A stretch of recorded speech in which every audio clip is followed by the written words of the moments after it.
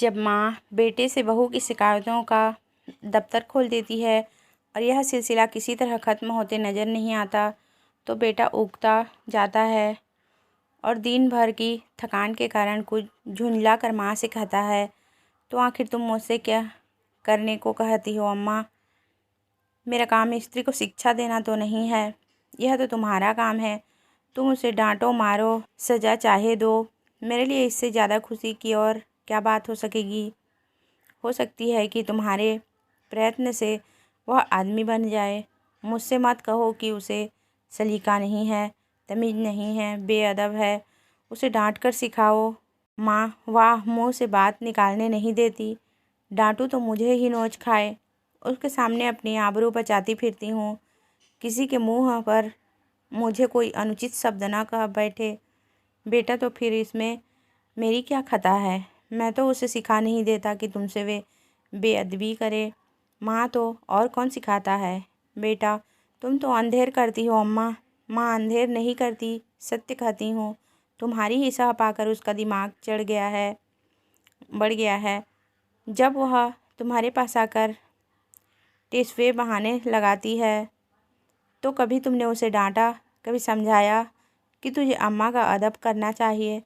तुम तो खुद उसके गुलाम हो गए हो। वह भी समझती है मेरा पति कमाता है, फिर मैं क्यों न रानी बनूं, क्यों किसी से दबूं। मर्द जब तक सह न दे, औरत का इतना गुर्दा हो ही नहीं सकता। बेटा तो क्या मैं उससे कह दूं मैं कुछ नहीं कमाता, बिल्कुल निखट्टू हूँ? क्या तुम समझती हो तब वह मुझे जलील न समझेगी? हर एक पुरुष चाहता है कि उसकी स्त्री उसे कमाऊ योग्य तेजस्वी समझे, और सामान्यतः वह जितना है उससे बढ़कर अपने को दिखाता है। मैंने कभी नादानी नहीं की, कभी स्त्री के सामने डींग नहीं मारी, लेकिन स्त्री की दृष्टि में अपना सम्मान खोना तो कोई भी न चाहेगा। माँ तुम कान लगाकर ध्यान देकर और मीठी मुस्कुराहट के साथ उसकी बातें सुनोगे तो वह क्यों ना शेर होगी। तुम खुद चाहते हो कि स्त्री के हाथों मेरा अपमान कराओ। मालूम नहीं मेरे किन पापों का तुम मुझे यह दंड दे रहे हो। किन अरमानों से कैसे कैसे कष्ट झेल कर मैंने तुम्हें पाला। खुद नहीं पहना तुम्हें पहनाया, खुद नहीं खाया तुम्हें खिलाया। मेरे लिए तुम उस मरने वाली की निशानी थे और मेरी सारी अभिलाषाओं का केंद्र। तुम्हारी शिक्षा पर मैंने अपने हजारों के आभूषण होम कर दिए। विधवा के पास दूसरी कौन सी निधि थी, इसका तुम मुझे यह पुरस्कार दे रहे हो। बेटा मेरी समझ में नहीं आता कि आप मुझसे चाहती क्या हैं। आपके उपकारों को मैं कब मेट सकता हूँ। आपने मुझे केवल शिक्षा ही नहीं दिलाया, मुझे जीवन दान दिया, मेरी सृष्टि की, अपने गहने ही नहीं होम किए, अपना रक्त तक पिलाया। अगर मैं 100 बार अवतार लूँ तो भी इसका बदला नहीं चुका सकता। मैं अपनी जान में आपकी इच्छा के विरुद्ध कोई काम नहीं करता। यथा साधा आपकी सेवा में कोई बात उठा नहीं रखता। जो कुछ पाता हूँ लाकर आपके हाथों पर रख देता हूँ। और मुझसे क्या चाहती हैं, और मैं कर ही क्या सकता हूँ। ईश्वर ने हमें तथा आपको और सारे संसार को पैदा किया, उसका हम उसे क्या बदला देते हैं, क्या बदला दे सकते हैं। उसका नाम भी तो नहीं लेते, उसका यश भी तो नहीं गाते। इससे क्या उसके उपकारों का भार कुछ कम हो जाता है। माँ के बलिदानों का प्रतिशोध कोई बेटा नहीं कर सकता, चाहे वह भूमंडल का स्वामी ही क्यों न हो। ज़्यादा से ज़्यादा मैं आपकी दिलजोई ही तो कर सकता हूँ, और मुझे याद नहीं आता कि मैंने कभी आपको असंतुष्ट किया हो। माँ तुम मेरी दिलजोई करते हो। तुम्हारे घर में मैं इस तरह रहती हूँ जैसे कोई नौकरानी। तुम्हारी बीवी कभी मेरी बात भी नहीं पूछती।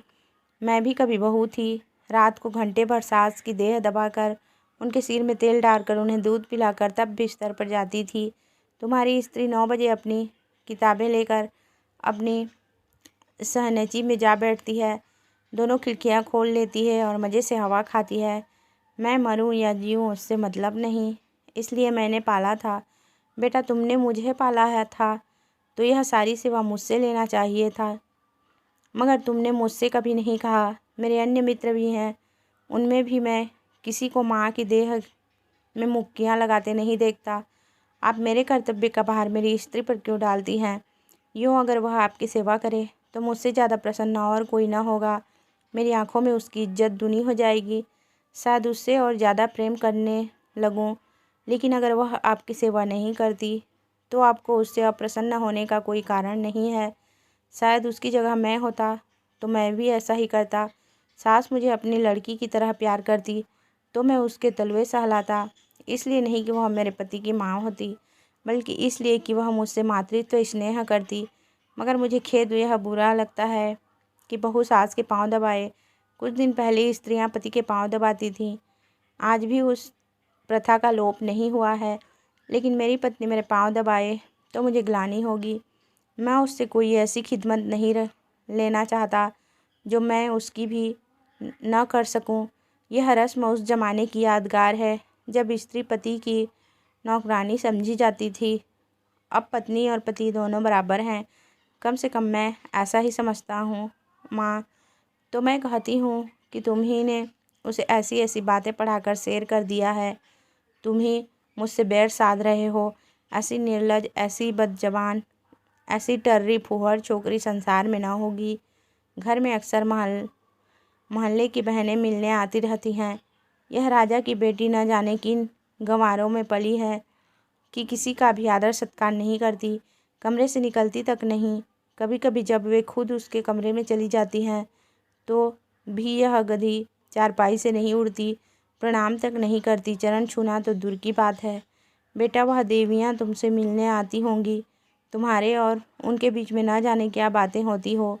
अगर तुम्हारी बहू बीच में आ कूदे तो मैं उसे बदतमीज कहूँगा। कम से कम मैं तो कभी पसंद ना करूँगा कि जब मैं अपने मित्रों से बातें कर रहा हूँ तो तुम या तुम्हारी बहू वहाँ जाकर खड़ी हो जाए।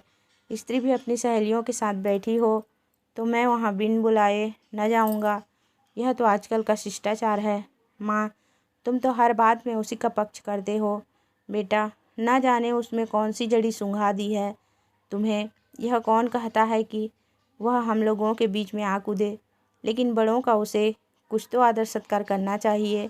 बेटा, किस तरह? माँ, आकर आंचल से उसके चरण छुए, प्रणाम करे, पान खिलाए, पंखा जले, इन्हीं बातों से बहू का आदर होता है। लोग उसकी प्रशंसा करते हैं, नहीं तो सबकी सब यही कहती होंगी कि बहू को घमंड हो गया है, किसी से सीधे मुंह बात तक नहीं करती। बेटा, विचार करके, हाँ, यह अवश्य उसका दोष है, मैं उसे समझा दूंगा। माँ प्रसन्न होकर, तुमसे सच कहती हूँ बेटा, चारपाई से उठती तक नहीं। सब औरतें ठुड्डी ठुड्डी करती हैं, मगर उसे तो शर्म जैसे छू ही नहीं गई, और मैं हूँ कि मारे शर्म के मरी जाती हूँ। बेटा, यही मेरी समझ में नहीं आता कि तुम हर बात में अपने को उसके कामों की जिम्मेदार क्यों समझ लेती हो। मुझ पर दफ्तर में न जाने कितनी घुड़कियाँ पड़ती है, रोज़ ही तो जवाब तलब होता है, लेकिन तुम्हें उल्टे मेरे साथ सहानुभूति होती है। क्या तुम समझती हो अफसरों को मुझसे कोई बैर है जो अनायास ही मेरे पीछे पड़े रहते हैं, या उन्हें उन्माद हो गया है जो अकारण ही मुझे काटने दौड़ते हैं? नहीं, इसका कारण यही है कि मैं अपने काम में चौकस नहीं हूँ। गलतियाँ करता हूँ, सुस्ती करता हूँ, लापरवाही करता हूँ। जहाँ अफसर सामने से हटा कि लगे समाचार पत्र पढ़ने या ताश खेलने, क्या उस वक्त हमें यह ख्याल नहीं रहता कि काम पड़ा हुआ है और यह साहब डांट ही तो बताएंगे, सिर झुकाकर सुन लेंगे, बाधा टल जाएगी। पर ताश खेलने का अवसर नहीं है, लेकिन कौन परवाह करता है। सोचते हैं तुम मुझे दोषी समझकर भी मेरा पक्ष लेती हो, और तुम्हारा बस चले तो हमारे बड़े बाबू को मुझसे जवाब तलब करने के अभियोग में काले पानी भेज दो। माँ, खिलकर, मेरे लड़के को कोई सज़ा देगा तो क्या मैं पान फूल से उसकी पूजा करूँगी? बेटा, हर एक बेटा अपनी माता से इसी तरह की कृपा की आशा रखता है, और सभी माताएं अपने लड़कों के ऐबों पर पर्दा डालती हैं। फिर बहुओं की ओर से क्यों उनका हृदय इतना कठोर हो जाता है, यह मेरी समझ में नहीं आता। तुम्हारी बहू पर जब दूसरी स्त्रियाँ चोट करे तो तुम्हारे मातृ स्नेह का यह धर्म है कि तुम उसकी तरह से क्षमा मांगो, कोई बहाना कर दो, उनकी नज़रों में उसे उठाने की चेष्टा करो। इस तिरस्कार से तुम क्यों उनके सहयोग करती हो? तुम्हें क्यों उसके अपमान में मज़ा आता है? मैं भी तो हर एक ब्राह्मण या बड़े बूढ़े का आदर सत्कार नहीं करता। मैं किसी ऐसे व्यक्ति के सामने सिर झुका ही नहीं सकता जिससे मुझे हार्दिक श्रद्धा न हो। केवल सफ़ेद बाल, सिकुड़ी हुई खाल, पोपला मुंह और झुकी हुई कमर किसी को आदर का पात्र नहीं बना देती, और न जनेऊ या तिलक या पंडित और शर्मा की उपाधि ही भक्ति की वस्तु है। मैं लकीर पीटूं सम्मान को नैतिक अपराध समझता हूँ। मैं तो उसी का सम्मान करूँगा जो मनसा वाचा कर्मणा हर पहलू से सम्मान के योग्य है, जिसे मैं जानता हूँ कि मक्कारी स्वार्थ साधन और निंदा के सिवा और कुछ नहीं करता, जिसे मैं जानता हूँ कि रिश्वत और सूद तथा खुशामद की कमाई खाता है। वह अगर ब्रह्मा की आयु लेकर भी मेरे सामने आए तो भी मैं उसे सलाम न करूं। इसे तुम मेरा अहंकार कह सकती हो, लेकिन मैं मजबूर हूँ। जब तक मेरा दिल ना झुके मेरा सिर भी ना झुकेगा। मुमकिन है तुम्हारी बहू के मन में भी उन देवियों की ओर से अश्रद्धा के भाव हों। उनमें से 2-4 को मैं भी जानता हूँ। हैं वे सब बड़े घर की, लेकिन सबके दिल छोटे, विचार छोटे। कोई निंदा की पुतली है तो कोई खुशामद में युक्त, कोई गाली गलौज में अनुपम, सभी रूढ़ियों की गुलाम, ईर्ष्या द्वेष से जलने वाली। एक भी ऐसा नहीं जिसने अपने घर को नरक का नमूना न बना रखा हो। अगर तुम्हारी बहू ऐसी औरतों के आगे सिर नहीं झुकाती तो मैं उसे दोषी नहीं समझता। माँ, अच्छा अब चुप रहो बेटा। देख लेना तुम्हारी यह रानी एक दिन तुमसे चूल्हा न जलवाए और झाड़ू न लगवाए तो सही। औरतों को बहुत सिर चढ़ाना अच्छा नहीं होता। इस निर्लज्जता की भी कोई हद है कि बूढ़ी सास तो खाना पकाए और जवान बहू बैठी उपन्यास पढ़ती रहे। बेटा, बेशक यह बुरी बात है और मैं हरगिज़ नहीं चाहता कि तुम खाना पकाओ और वह उपन्यास पढ़े, चाहे वह उपन्यास प्रेमचंद जी की ही क्यों न हो। लेकिन यह भी तो देखना होगा कि उसने अपने घर कभी खाना नहीं पकाया। वहाँ रसोइयाँ महाराज हैं, और जब चूल्हे के सामने जाने से उसके सिर में दर्द होने लगता है तो उसे खाना पकाने के लिए मजबूर करना उस पर अत्याचार करना है। मैं तो समझता हूँ ज्यों-ज्यों हमारे घर की दशा का उसे ज्ञान होगा, उसके व्यवहार में आप ही आप इस्ताह होती जाएगी। यह उससे घर वालों की गलती है कि उन्होंने उसकी शादी किसी धनी घर में नहीं की। हमने भी यह शरारत की कि अपनी असली हालत उनसे छिपाई और यह प्रकट किया कि हम पुराने रईस हैं। अब हम किस मुँह से यह कह सकते हैं कि तू खाना पका या बर्तन मांज अथवा झाड़ू लगा। हमने उन लोगों से छल किया है और उसका फल हमें चखना पड़ेगा। अब तो हमारी कुशल इसी में है कि अपनी दुर्दशा को नम्रता, विनय और सहानुभूति से ढाकें और उसे अपने दिल को यह तसल्ली देने का अवसर दें कि बला से धन नहीं मिला, घर के आदमी तो अच्छे मिले। अगर यह तसल्ली भी हमने उससे छीन ली तो तुम ही सोचो उसको कितनी विदारक वेदना होगी। शायद वह हम लोगों की सूरत से भी घृणा करने लगे। माँ, उसके घर वालों को 100 दफ़े गरज थी तब हमारे यहाँ ब्याह किया। हम कुछ उनसे भीख मांगने गए थे। बेटा, उनको अगर लड़के की गरज थी तो हमें धन और कन्या दोनों की गरज थी। माँ, यहाँ के बड़े बड़े रईस हमसे नाता करने को मुँह फैलाए हुए थे बेटा, इसलिए कि हमने रईसों का स्वांग बना रखा है। घर की असली हालत खुल जाए तो कोई बात भी न पूछे। माँ, तो तुम्हारे ससुराल वाले ऐसे कहाँ के रईस हैं? इधर जरा वकालत चल गई तो रईस हो गए, नहीं तो तुम्हारे ससुर के बाप मेरे सामने चपरासीगिरी करते थे। और लड़की का यह दिमाग कि खाना पकाने में सिर में दर्द होता है। अच्छे अच्छे घरों की लड़कियां गरीबों के घर आती हैं और घर की हालत देखकर वैसे ही बर्ताव करती हैं। यह नहीं कि बैठी अपने भाग्य को कोसा करें। इस छोकरी ने हमारे घर को अपना समझा ही नहीं। बेटा, जब तुम समझने भी दो, जिस घर में गुड़कियों, गालियों और कटुताओं के सिवा और कुछ न मिले, उसे अपना घर कौन समझे? घर तो वह है जहाँ स्नेह और प्यार मिले। कोई लड़की डोली से उतरते ही सास को अपनी माँ नहीं समझ सकती। माँ तभी समझेगी जब सास पहले उसके साथ माँ का सा बर्ताव करे, बल्कि अपनी लड़की से ज़्यादा प्रिय समझे। माँ, अच्छा अब चुप रहो, जी न जलाओ। यह ज़माना ही ऐसा है कि लड़कों ने स्त्री का मुँह देखा और उसके गुलाम हुए। ये सब न जाने कौन सा मंत्र सीख कर आती हैं। यह सब बहू बेटी के लक्षण हैं कि पहर दिन चढ़े सोकर उठें। ऐसे कुलच्छनी बहू का तो मुँह न देखें। बेटा, मैं भी तो देर में सोकर उठता हूँ। अम्मा, मुझे तो तुमने कभी नहीं कोसा। माँ, तुम हर बात में उससे अपनी बराबरी करते हो। बेटा, यह उसके साथ घोर अन्याय है, क्योंकि जब तक वह इस घर को अपना नहीं समझती तब तक उसकी हैसियत मेहमान की है और मेहमान की हम खातिर करते हैं, उसके ऐब नहीं देखते। माँ, ईश्वर ना करे कि किसी को ऐसी बहू मिले बेटा, तो वह तुम्हारे घर में रह चुकी। माँ, क्या संसार में औरत की कमी है? बेटा, औरतों की कमी तो नहीं, मगर देवियों की कमी ज़रूर है। माँ, नौ जैसी औरत सोने लगती है तो बच्चा चाहे रोते रोते बेदम हो जाए, मिनकती तक नहीं। फूल सा बच्चा लेकर मैके गई थी, 3 महीने में लौटी तो बच्चा आधा भी नहीं है। बेटा, तो क्या मैं यह मान लूँ कि तुम्हें उसके लड़के से जितना प्रेम है उतना उसे नहीं है? यह तो प्रकृति के नियम के विरुद्ध है। और मान लो वह निर्मोहिनी ही है तो यह उसका दोष है। तुम क्यों उसकी जिम्मेदारी अपने सिर लेती हो? उसे पूरी स्वतंत्रता है, जैसे चाहे अपने बच्चे को पाले।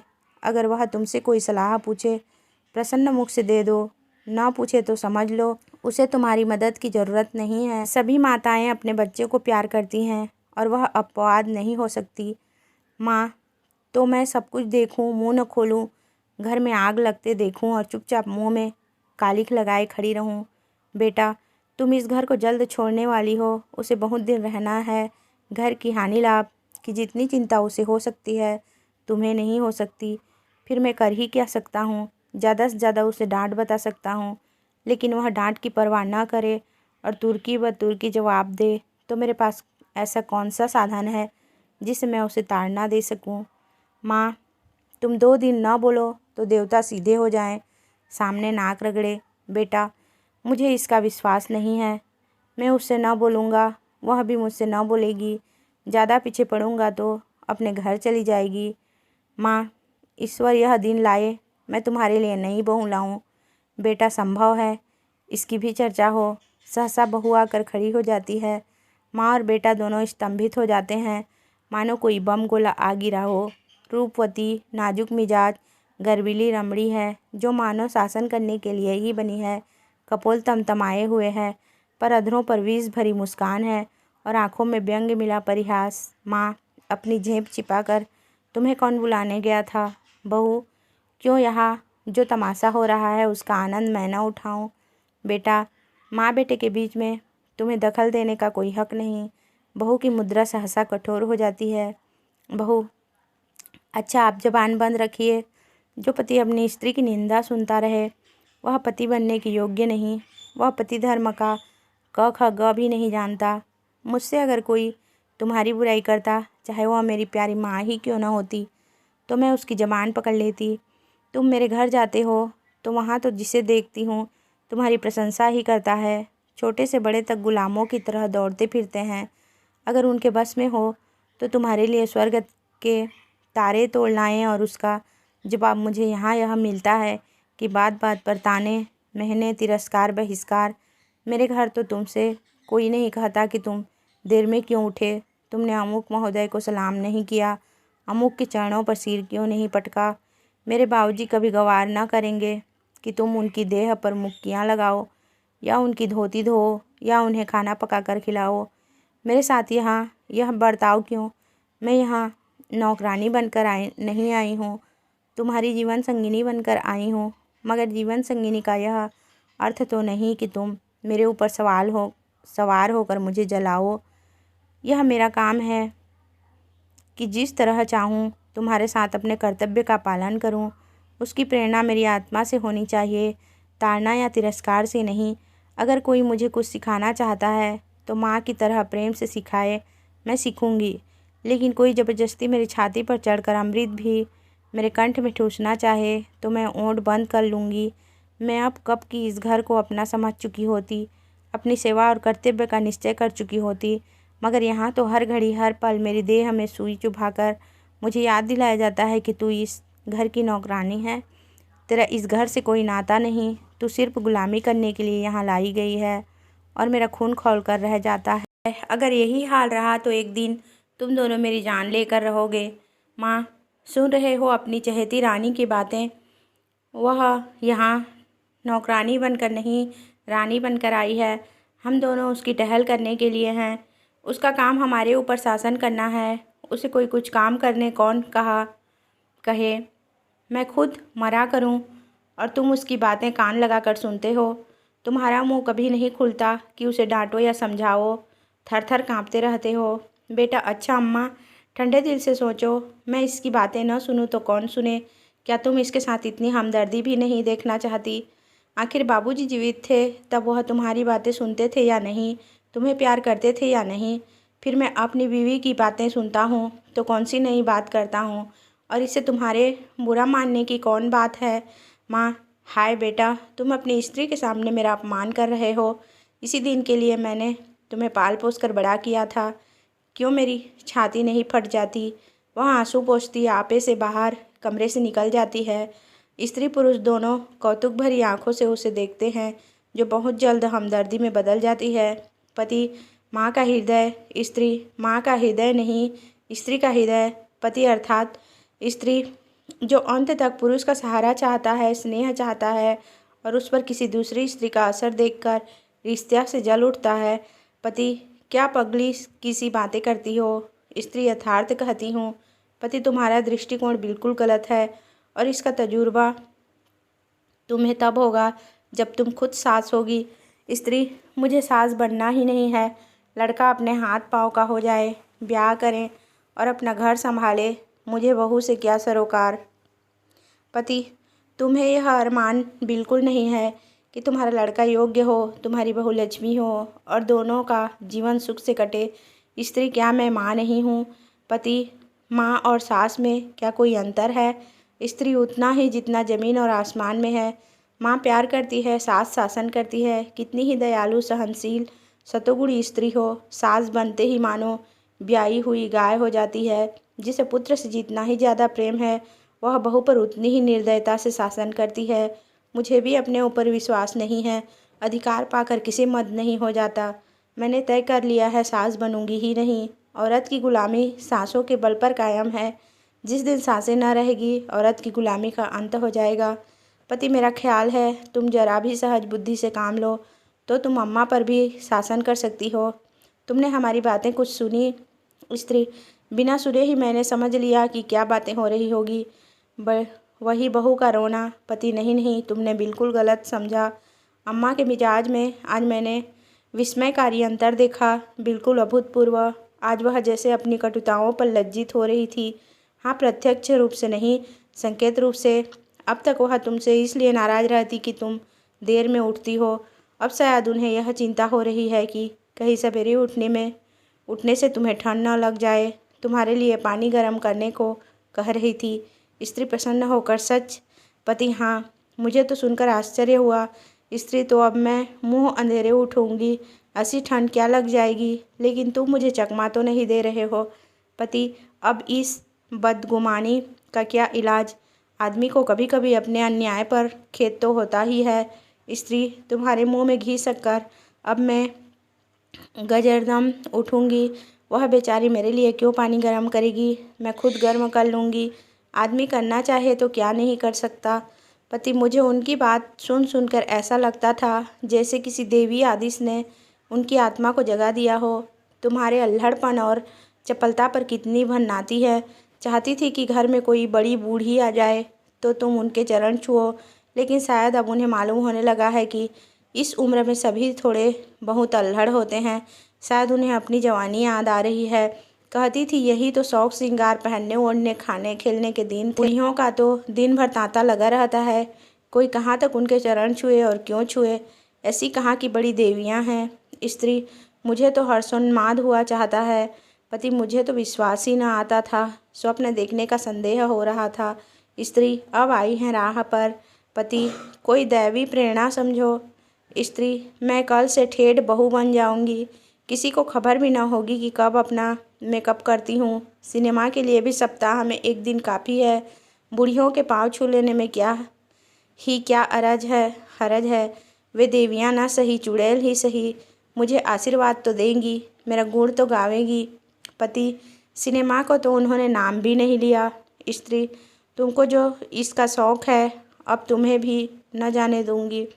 पति, लेकिन सोचो, तुमने कितनी ऊंची शिक्षा पाई है, किस स्कूल की हो।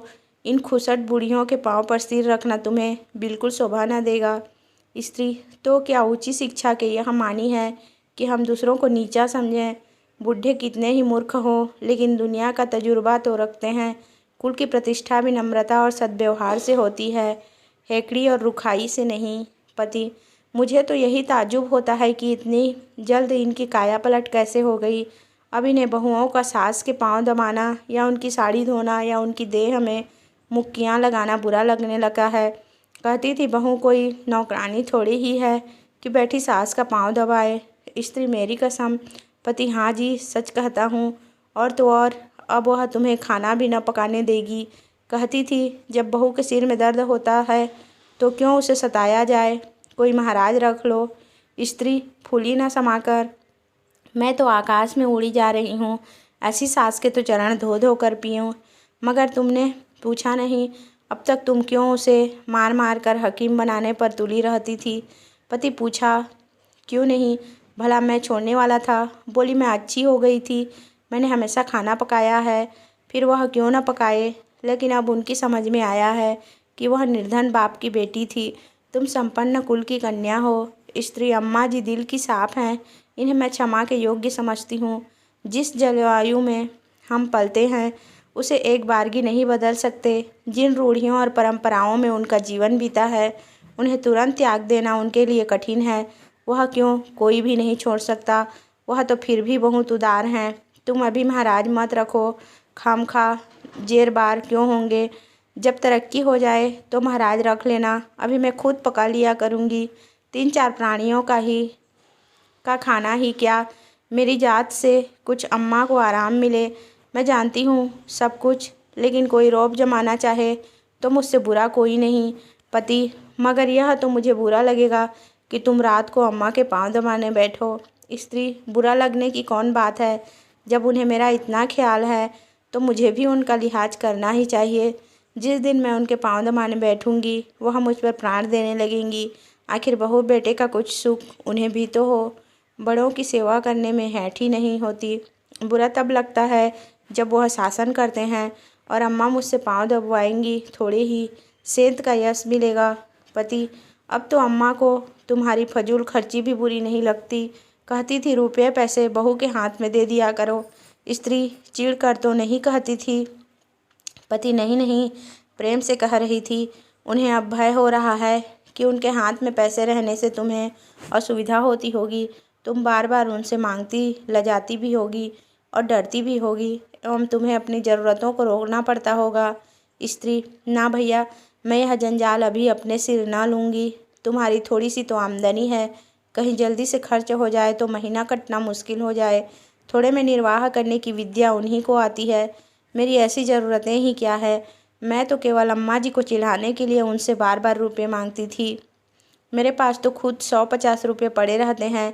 बाबूजी का पत्र आता है तो उसमें 10-20 के नोट ज़रूर होते हैं, लेकिन अब मुझे हाथ रोकना पड़ेगा। आखिर बाबूजी कब तक देते चले जाएंगे, और यह कौन सी अच्छी बात है कि मैं हमेशा उन पर टैक्स लगाती रहूं। पति: देख लेना अम्मा अब तुम्हें कितना प्यार करती है। स्त्री: तुम भी देख लेना मैं उनकी कितनी सेवा करती हूँ। पति: मगर शुरू तो उन्होंने किया। स्त्री: केवल विचार में, व्यवहार में आरंभ मेरी ही ओर से होगा। भोजन पकाने का समय आ गया, चलती हूँ। आज कोई खास चीज़ तो नहीं खाओगे। पति: तुम्हारे हाथों की रूखी रोटियां भी पकवान का मज़ा देगी। स्त्री: अब तुम नटखटी करने लगे।